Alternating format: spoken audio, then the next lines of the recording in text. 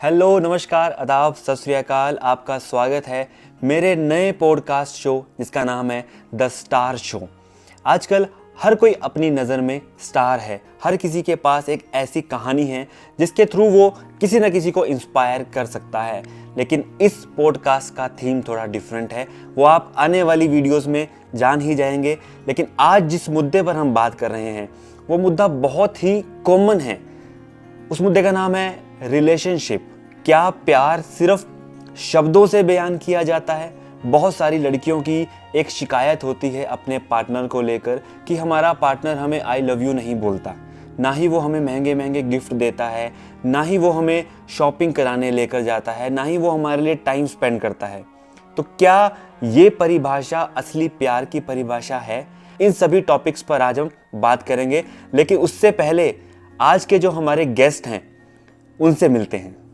नमस्कार दोस्तों, मेरा नाम है आशु वर्मा और थोड़ा सा डिफरेंट पॉडकास्ट का स्टाइल है। बेसिकली जो ज़रूरी होता है वो होता है इन्फॉर्मेशन, चाहे वो होस्ट के थ्रू हो, गेस्ट के थ्रू हो। लेकिन हमारे इस शो में होस्ट भी मैं हूँ, गेस्ट भी मैं हूँ। तो चलिए शुरुआत करते हैं इस पॉडकास्ट की। जी सर, आपका पहला सवाल। सबसे पहले हमें ये जानना होगा कि what is the real definition of love.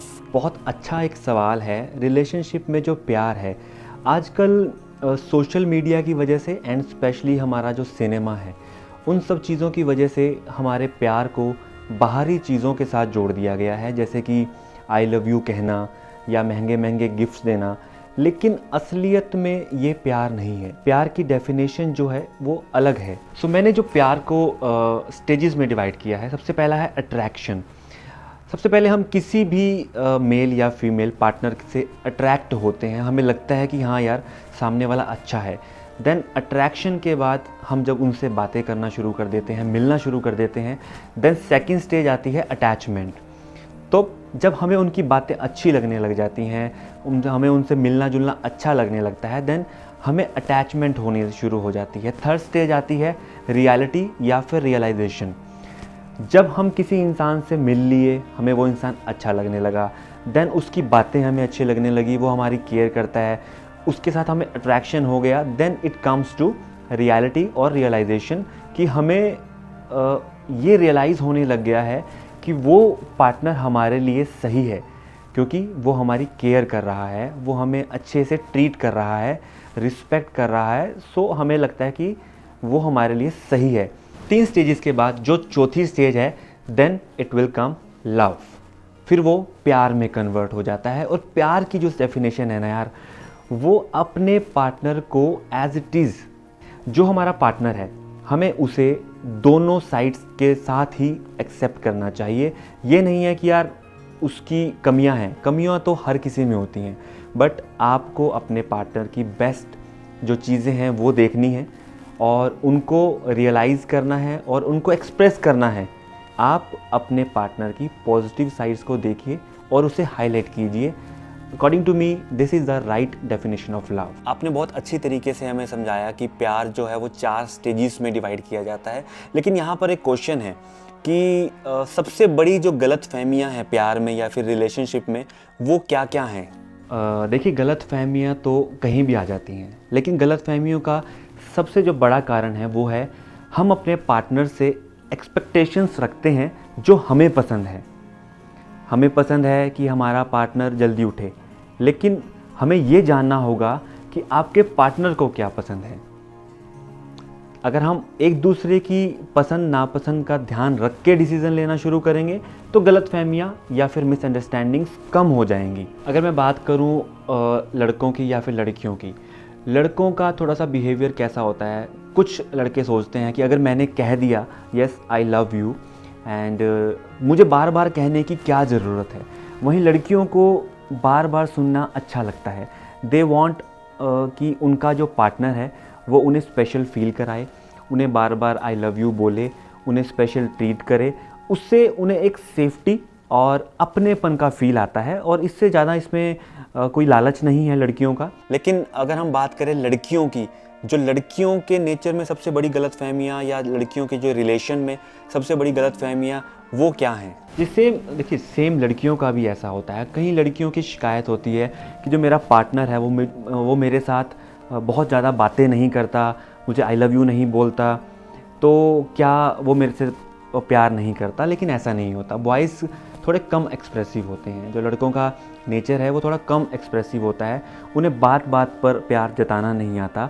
लड़कियों को स्पेशली ये समझना होगा उनकी हरकतों से, उनके बिहेवियर से, कि वो आपके साथ कैसा बिहेव कर रहे हैं। क्या वो आपकी छोटी छोटी चीज़ों का ध्यान रखते हैं, और क्या जब आपको ज़रूरत है उस वक्त वो आपके साथ थे? तो ये सब चीज़ें महसूस करने की होती हैं, फ़ील करने की होती हैं। ये सब चीज़ें बताने की नहीं होती। आप उनकी हरकतों को महसूस कीजिए। वो आपके साथ कैसे ट्रीट करते हैं, आपकी केयर करते हैं, जब आप बाहर जाते हैं तो क्या वो आपका ध्यान रखते हैं। ये छोटी छोटी चीज़ें बॉयज़ को एक्सप्रेस करनी नहीं आती, बट गर्ल्स समझदार होती हैं, वो इन चीज़ों से समझिए। बिल्कुल आपने सही बात कही कि हर किसी का प्यार को एक्सप्रेस करने का एक अलग तरीका होता है।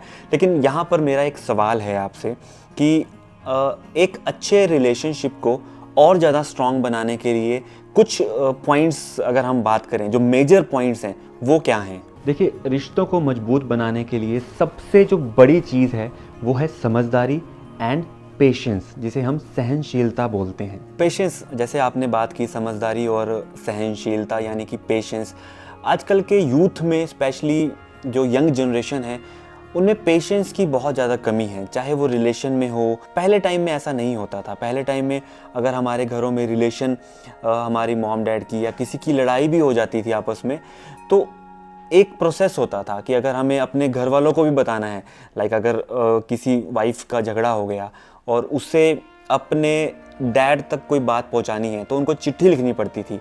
उस चिट्ठी को पहुंचने में कम से कम 4-5 दिन, 1 वीक भी लग जाता था, और उधर से रिप्लाई आने में फिर 4-5 दिन, 1 वीक लग जाता। इतने दिनों में वो रिलेशन अपने आप ही ठीक हो जाता था। लेकिन आजकल के टाइम में अभी लड़की के अपने हस्बैंड के साथ लड़ाई होती है, वो साथ ही अपनी मॉम को कॉल कर देती है, और जैसे ही वो कॉल करती है next with in few hours उनके मॉम डैड उसके घर आ जाते हैं और ले जाते हैं। सो सहनशीलता, पेशेंस तो बहुत ज़रूरी है। नाउ प्लीज़ आप कंटिन्यू कीजिए अपना आगे। अपने पार्टनर को आप अपनी मर्जी से ढालने की कोशिश ना कीजिए। उनकी भी प्रायोरिटीज़ हैं, उनके भी सपने हैं। पब्लिक प्लेस में कभी भी अपने पार्टनर के ऊपर शाउट ना कीजिए, अपने पार्टनर की इंसल्ट ना कीजिए, बिकॉज पब्लिक प्लेस में की गई इंसल्ट वो उस पार्टनर की नहीं है, वो आपके थॉट्स की हैं कि आपके माइंडसेट कैसा है। बिकॉज नाउ वो आपका पार्टनर है, चाहे मेल है या फीमेल है। Now it's your responsibility to take care of yourself and as well as your partner respect in publicly. और इसके बाद हर एक लड़ाई को आप ब्रेकअप से ना जोड़िए। देखिए, डाइवोर्स जैसे जो शब्द हैं आज हमें सुनने में बड़े एक आम हो गए हैं, कॉमन हो गए हैं डाइवोर्स। लेकिन हिंदू सभ्यता में अगर मैं बात करूं, सनातनी जो लोग हैं, हमारे सनातन धर्म में डाइवोर्स जैसा कोई शब्द ही नहीं है। डाइवोर्स इंग्लिश का शब्द है और तलाक उर्दू का शब्द है।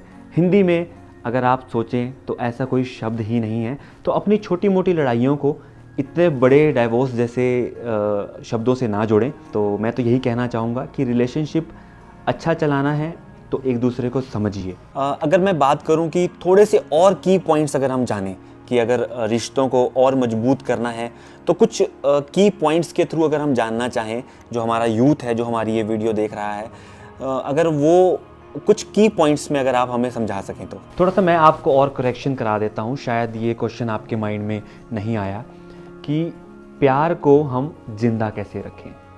3 चीज़ें हैं, triple T, trust, time and togetherness.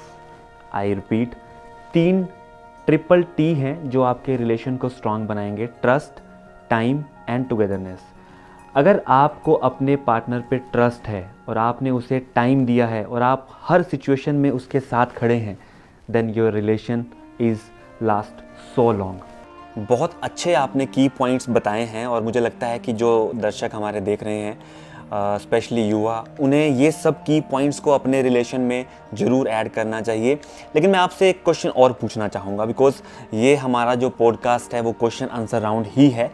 तो अगर इन केस किसी कपल का या किसी हस्बैंड वाइफ का झगड़ा हो जाता है तो उस दौरान हमें किन बातों का ध्यान रखना चाहिए और किन बातों का ध्यान नहीं रखना चाहिए।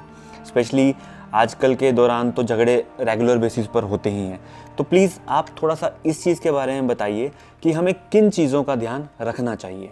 तो देखिए, जब भी आपका झगड़ा होता है तो झगड़ा होने के बाद तुरंत कोई डिसीज़न ना लीजिए, बिकॉज आप एक टीम हैं, आप दोनों एक टीम हैं।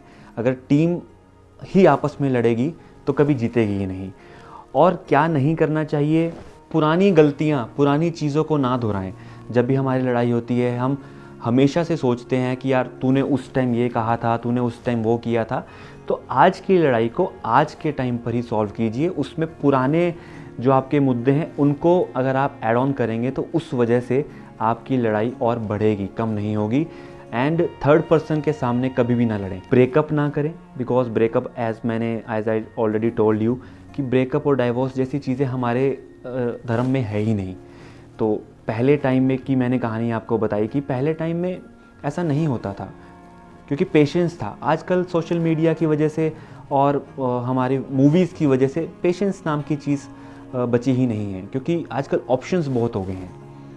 आप देखिए ना 1990s में जो हमारी मॉम है, जब उनकी शादी हुई थी तो उनको पता भी नहीं होता था कि किससे शादी हुई है। तो ऐसे ही बहुत सारे लोग होते थे जिनको पता ही नहीं होता था कि उनका लाइफ पार्टनर है कौन, चाहे वो मेल है फीमेल है। But nowadays we have lots of options. अगर आपके साथ किसी की लड़ाई हो गई सो आप डायरेक्टली वो लड़ाई को एक्चुअल लाइफ से हटाकर हम उसे ले जाते हैं सोशल मीडिया की लाइफ पर। सोशल मीडिया पे क्या होता है कि आज मेरे पार्टनर का लड़ाई हुई, सो चलो स्टेटस के ऊपर सैड स्टेटस लगाने शुरू कर देंगे, इंस्टाग्राम पे सीन अनसीन, ब्लॉक अनब्लॉक। तो this is not a reality guys, ये सच्चाई नहीं है। रिलेशन में कभी भी लड़ाई होती है, जब घर में बर्तन होते हैं तो आवाज़ आती ही है। जब भी आपकी लड़ाई किसी रिलेशन में होती है तो उसको प्राइवेटली अपने रूम की 4 दीवारी के अंदर ही सॉर्ट आउट कीजिए। इंस्टाग्राम, फेसबुक, सोशल मीडिया पे आपकी सिर्फ गुड थिंग्स जानी चाहिए, क्योंकि जितना आप अपने आप को अच्छा दिखाओगे उतना लोगों को आप अच्छा दिखोगे। सो ये सीन अनसीन, ब्लॉक अनब्लॉक की दुनिया से बाहर आइए और एक्चुअल रिलेशन को एंजॉय कीजिए। बिकॉज प्रेजेंट जो है ना, जो हमारा ये प्रेजेंट है, देखिए जब हम किसी को गिफ्ट देते हैं तो हम क्या बोलते हैं कि हमने प्रेजेंट दिया है। सो प्रेजेंट इज़ योर गिफ्ट। अब इसको आप अच्छे से एंजॉय करना चाहते हैं, इट्स अप टू यू। अगर आप लड़के झगड़ के सैड स्टेटस लगा के इंस्टाग्राम पे सीन अनसीन ब्लॉक की गेम खेलना चाहते हैं, that's also up to you, but you have to play this game. So this is all from my side. तो आपका बहुत बहुत धन्यवाद हमारे साथ इस पॉडकास्ट में जुड़ने के लिए। Thank you very much. तो आई होप कि आपने हमारी आज के इस पॉडकास्ट में अपने रिलेशनशिप को बचाने के और उसे और बेहतर बनाने के कुछ जो टिप्स हैं हमारे आज के होस्ट ने दिए हैं, गेस्ट ने दिए हैं, वो आपको अच्छे लगे हों। अगर आपको अच्छे लगे हैं तो प्लीज़ हमारे इस नए चैनल को सब्सक्राइब करें, कमेंट करें और शेयर ज़रूर करें, ताकि आपके एक शेयर की वजह से किसी और का रिलेशन बच सके। धन्यवाद।